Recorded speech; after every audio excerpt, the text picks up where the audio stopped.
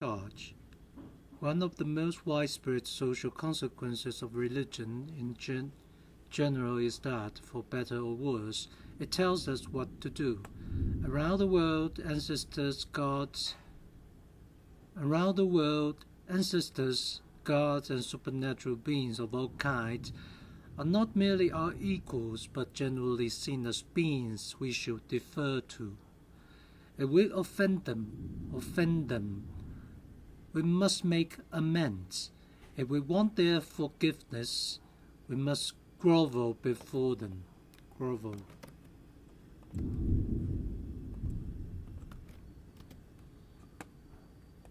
Grovel. We must grovel before them. If we want their help, we must flatter them or shower them with gifts. Whether in the role of bully or beneficent provider,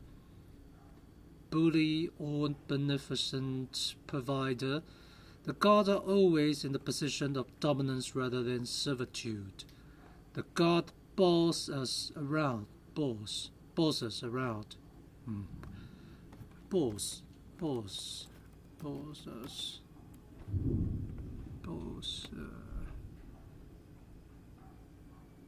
What to do to tell someone what to do not.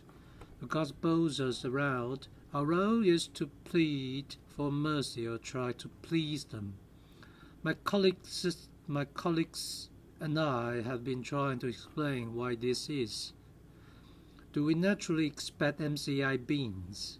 Minimally counterintuitive beings, for example, gods, spirits, ancestors, or their earthly emissaries, prophets, priests, gurus, and messiahs, to command difference, requiring us to bow down to them both literally and metaphorically.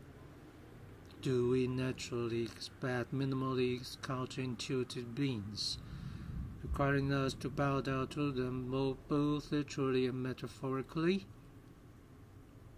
The answer, it seems, is yes. We have evidence that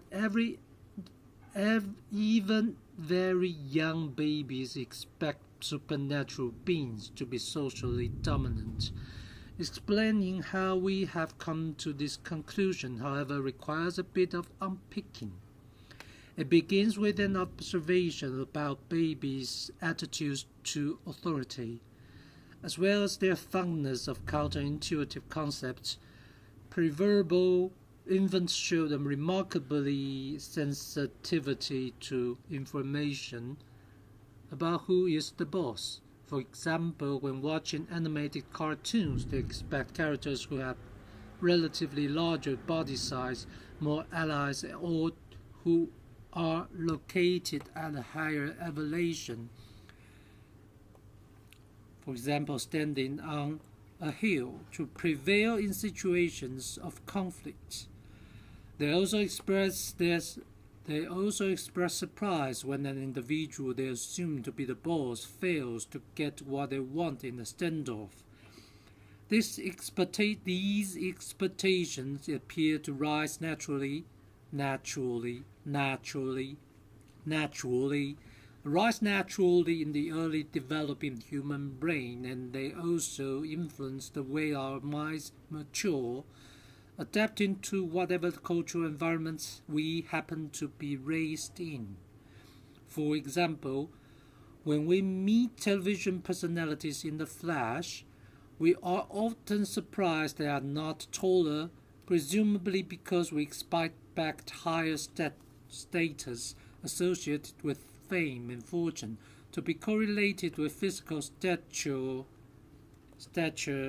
and formidability.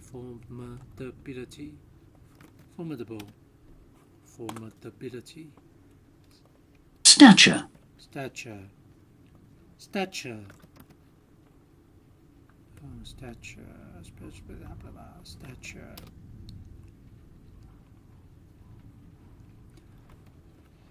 A key question is whether babies might attribute authority to supernatural beings in the same way. After much discussion of this question, I teamed up with psychologists at Kyushu University in Japan. 九州大学 Ch2-4 University in Japan to drill upon their specialized facilities for conducting studies with preverbal infants. We set out to design an experiment aimed at establishing whether these early developing intuitions about social dominance might be directly related to the way we think about religious authority. Could it be, for example, that infants expect individuals exhibiting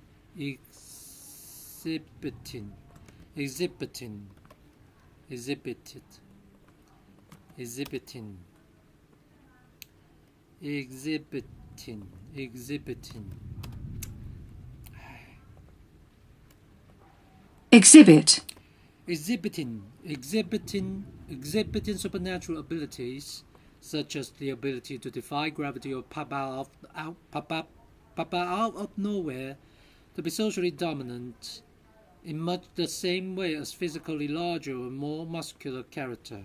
If yes, could this explain why throughout human societies, leaders who are thought to wield supernatural powers, from shamans and witch doctors to priests and popes, tend to be accorded higher social status? To investigate these questions, our research team invited parents to bring their babies into the lab to view a series of animated videos in which two characters competed for a reward. In each scenario, one character progressed across the screen in a counterintuitive way, either flying or teleporting in the direction of the reward. In contrast, the other character in the video moved more intuitively across the screen by sticking to the ground and traveling in a continuous path from left to right. The first character therefore has supernatural powers, the second was sorely lacking them.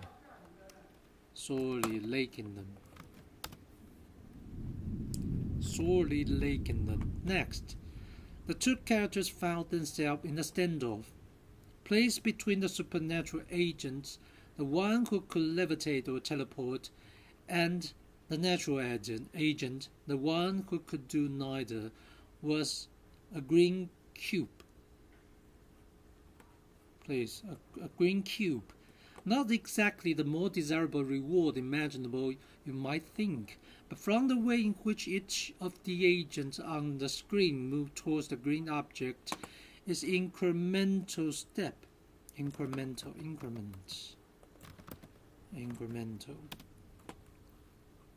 In serious amounts, incrementally steps, uttering grunts that indicated efforts and desire.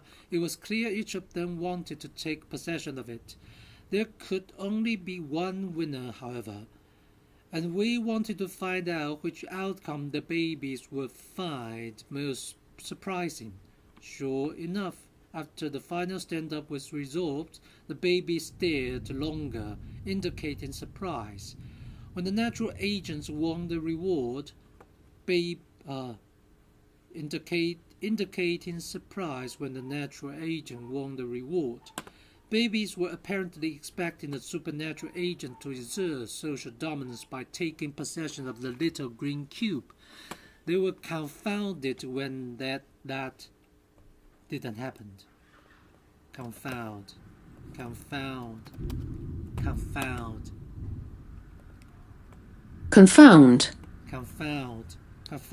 when that didn't happen. This was the first study to show that even preverbal infants expect beings with supernatural powers to be socially dominant.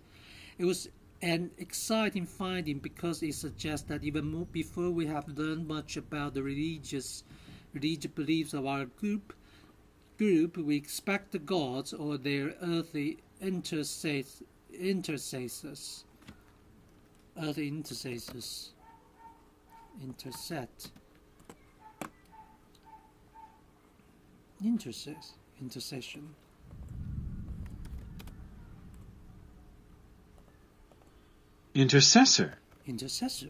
Intercessors, or their earthly intercessors, to be in charge and not the other way around.